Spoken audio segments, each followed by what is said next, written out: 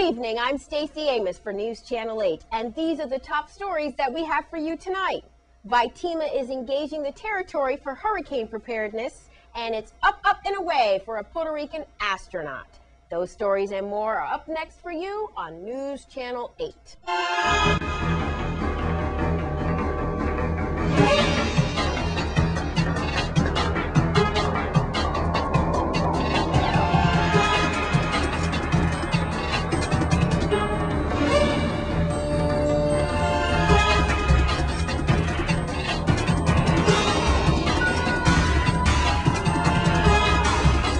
Breaking news, this just in from Washington. Delegate to Congress Donna Christensen testified today before the Resources Subcommittee on the CFO Bill, which is Bill H.R. 3706 legislation to establish a CFO officer for the Virgin Islands. Governor John DeYoung's office has responded to the delegates' testimony and doesn't believe the proposed bill has a chance, as they feel it's a step backwards. Here's John Griot on behalf of Governor DeYoung's office with the response. On Wednesday, Governor John P. DeYoung Jr. submitted testimony to the U.S. Congress stating the government's opposition to legislation sponsored by Delegate Donna Christensen to create an unelected chief financial officer for the Virgin Islands. DeYoung wrote in his testimony that the government strongly opposes this deeply flawed bill, which purports to address the fiscal imbalances of the government by creating a new bureaucracy rather than addressing their fundamental causes. He said the CFO bill misses the mark in its diagnosis of the problems faced by the government and creates a false illusion of fixing them. The proposed bill has no chance of adoption in a Republican-led Congress, DeYoung pointed out on Wednesday. Instead, he told the committee chairman that the principles so central to the philosophy of the majority, limiting to the greatest extent possible the intrusion of the federal government into the affairs of states and local governments, are violated by this proposal. Unfortunately, DeYoung said H.R. 3706 fails to adhere to the principles and indeed the highest ideals of representative self-government. It would instead return us to a bygone era of government by appointed bureaucrats. And we'll keep you updated on that story as it unfolds. Now, in other news, VITEMA is preparing for hurricane season, and they have a slew of events and activities for the territory. News Channel 8's Wes Small has the details. Thank you very much, Stacy. I am with Executive Director Elton Lewis. VITEMA, we are at the headquarters downtown Christiansted talking about a disaster expo that's going to be starting, Director, on the 24th. We're going to start with our neighbors in St. John, working our way through to Christiansted on the 27th. And yes, folks, I know you hate to see it coming, but in just a few days, June 1st means the beginning of hurricane season. We're no stranger, Director, to this. You know, it always makes us stronger, safer, and smarter, hopefully. But what is going on now with VITEMA? And y'all are all ready, and what can people expect at this territory-wide expo? Well, Wes, first of all, let me thank you for getting the message out to the general population. It's always a pleasure, and we continue the full support of Channel 8, getting word out to the people of the Virgin Islands. As you know, you indicated that June 1 through the 30th of November, once again, is hurricane season. Yes. We have that 6-month period where we have to ensure that VITEMA, as the state emergency management agency, prepare and inform the people of the Virgin Islands to get ready for any eventuality. As a result, we have, this is our second annual All Hazard Expo 2012. And the reason for the expo is simple, just to notify people in terms of how they need to be prepared for any storms. The expo is going to feature a number of local and federal agencies, local agencies starting with WAPA, the Department of Public Works, DPNR, Property and Procurement, the American Red Cross, and of course Human Services. We're extending invitation to any other non-governmental agencies such as the Animal Shelter, our special needs population within the territory. And on the federal side, we're going to have FEMA, the U.S. Army Corps of Engineer, yes. HUD, and naturally the National Weather Service. They're all going to be here within the territory to basically answer any questions and to, put out pamphlets and inform the general population as to what they need to do in terms of being prepared. Now, those agency, Wes, that I mentioned, they're not only going to be on St. Croix, they're going to be throughout the territory. So the display that you will obviously see in St. John is going to replicate in St. Croix and St. Thomas as well. Now, I know there's a lot of discussion going on in terms about the severity of this year's storm. Although we have 22, I think 22 or 21 named storms, 11 of those storms are being predicted, and the 6 out of the 11 will be turned into a hurricane, and out of the 6, only 2 will perhaps be a Category 3 or above. So I would say we're going to have a basically mild winter, but the key to this whole thing is that it only takes one. That's right. So we need to continue, forge ahead, and to make sure that the people of this territory is prepared. Their theme is preparing together, and you'll see that public service announcement run time and time again throughout hurricane season on News Channel 8. May 24th is the first expo, St. John. Every day after that through the 27th, ending with us here on St. Croix. At VITEMA headquarters with Executive Director Elton Lewis, I'm Wes Small for News Channel 8. Now, it's always been very important to buckle up, and VI Highway Safety is going to be sure drivers stay safe as they are running the Click It or Ticket program once again. News Channel 8's Wes Small has the story. Thanks a lot, Stace. We're back here at Rainbow Command again. It's Click It or Ticket time, May 21st until June 3rd. This press conference headed by Leslie Dickinson from Office of Highway Safety and Traffic Commander Lieutenant Platt. Now, the Click It or Ticket was started in 1996 in North Carolina. Let's find out about this life-saving measure for our territory and the campaign to save our lives. My name is Leslie Dickinson. I'm the program coordinator at the Office of Highway Safety. Every year, annually, we do our Click It or Ticket mobilization.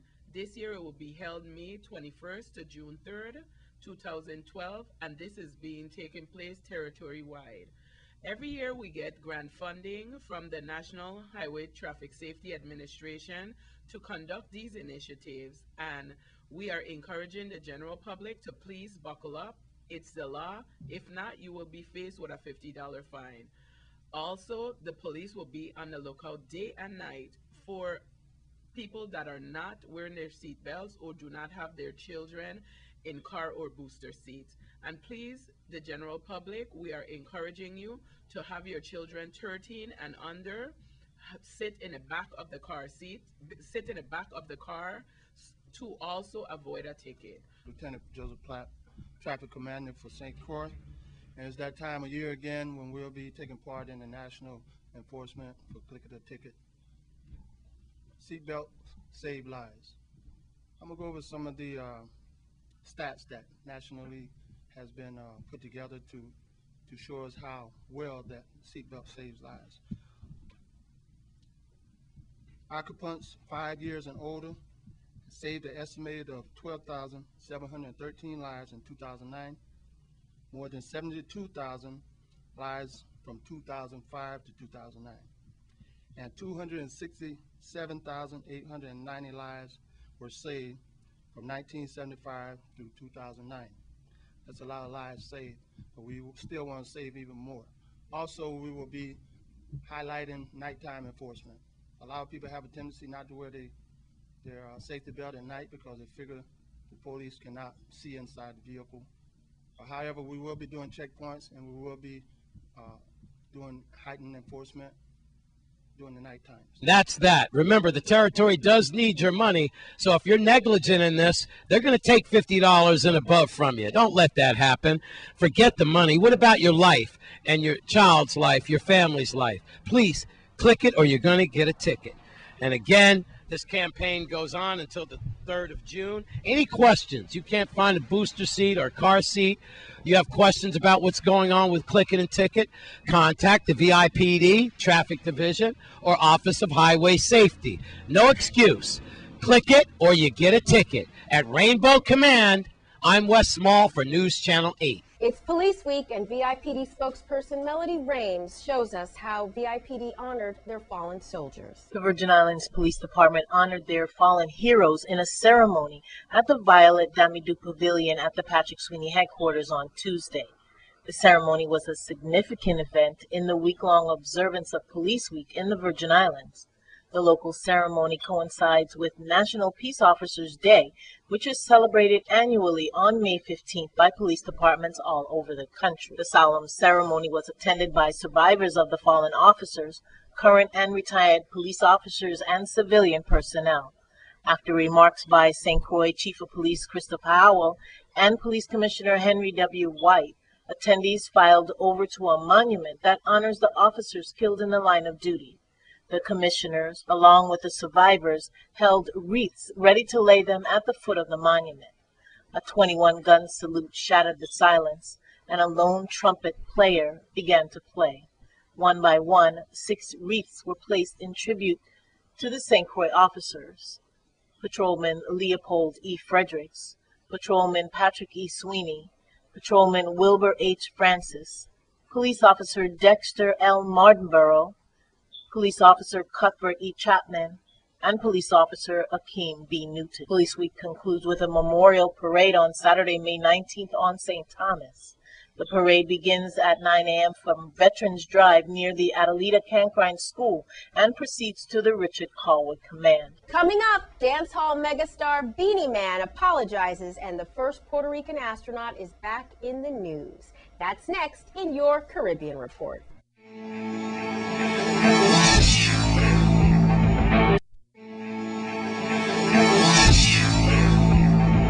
Your Caribbean Report.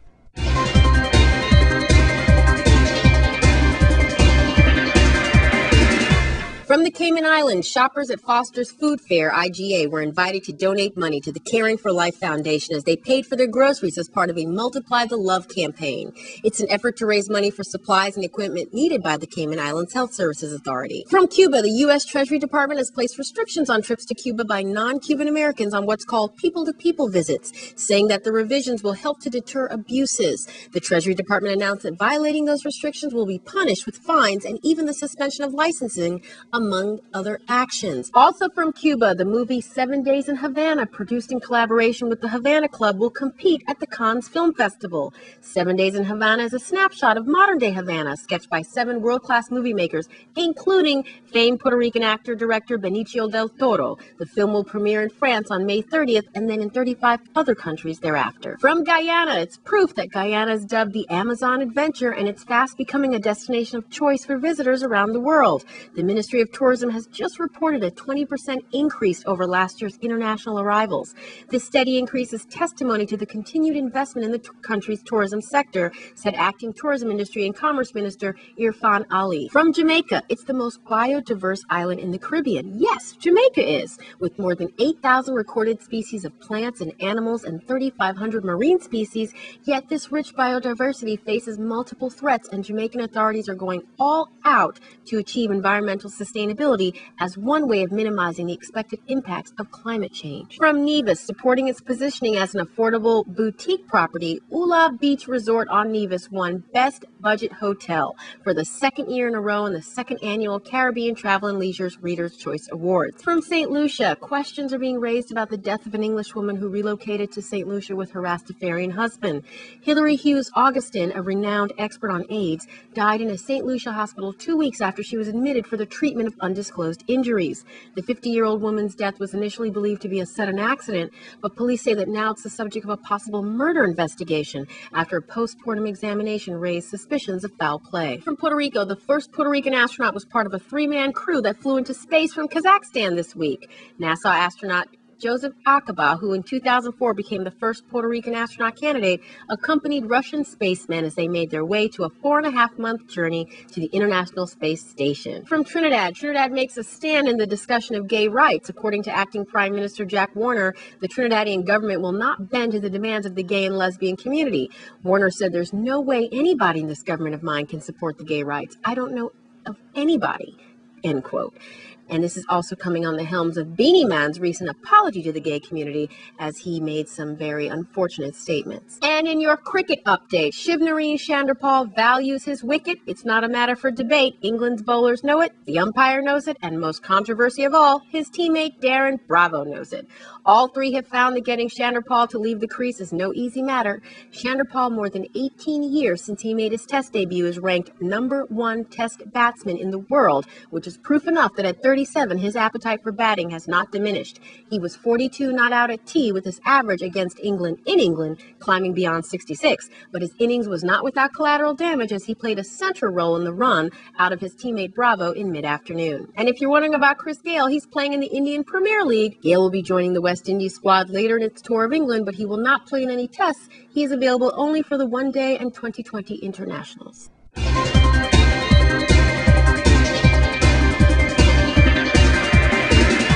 Please be sure to check our Facebook page for all full details on stories in the Caribbean Report.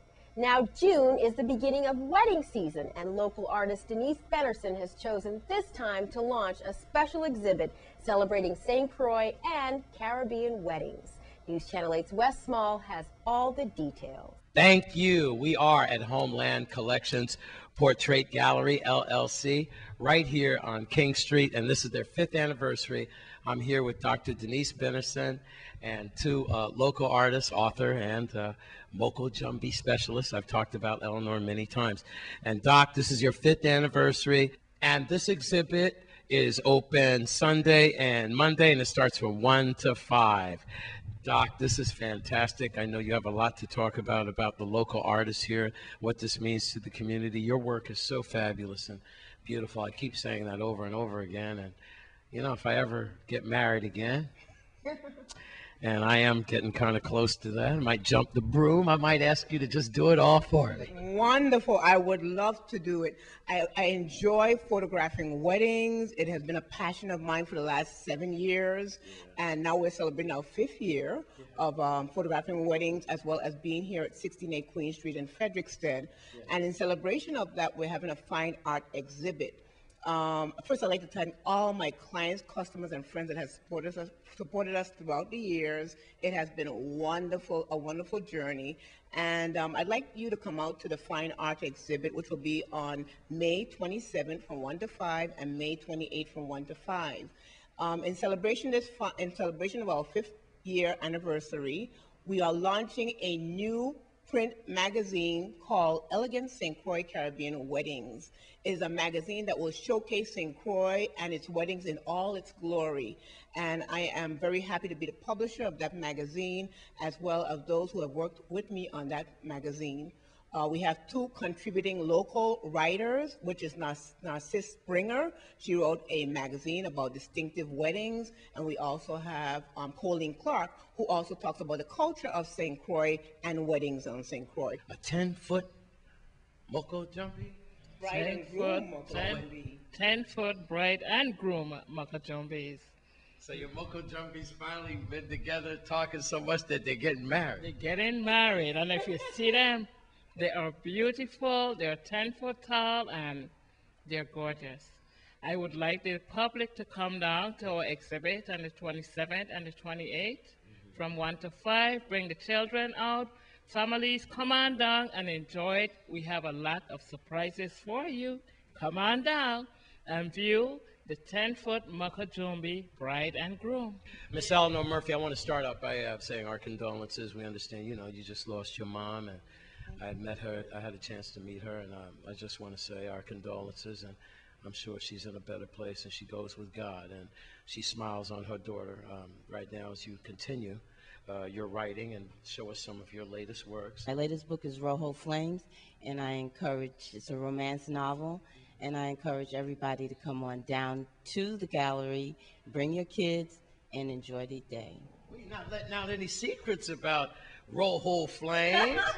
Come on now, is it based on local flair and about romance? It's based on St. Croix, and I was inspired to write the book. Based on yourself? No, it's not based on myself. You Rojo? No. Oh, okay. It's based on Culturally St. Croix, based. and it's culturally based. Let's bring it home then. Saturday the 27th, Sunday the 28th, 1 to 5, right here, Homeland Collections, and we're right on King Street. I want to thank you very much, Dr. Venison, and both your guests, Miss Murphy and Miss Michael. Thank you very much. And your Moco Jumpies. You're welcome. Thanks for coming. Yes, I'm Wes Small for News Channel 8. Be sure to come out and support the arts at this exhibit. And coming up, it's more art. This newscast has been sponsored by Mario's Virgin Crystal. Let us save you the hassle of lugging those jugs around. Purified bottled water conveniently delivered to your home or office. Also available in your favorite grocery store. Call 773-2810.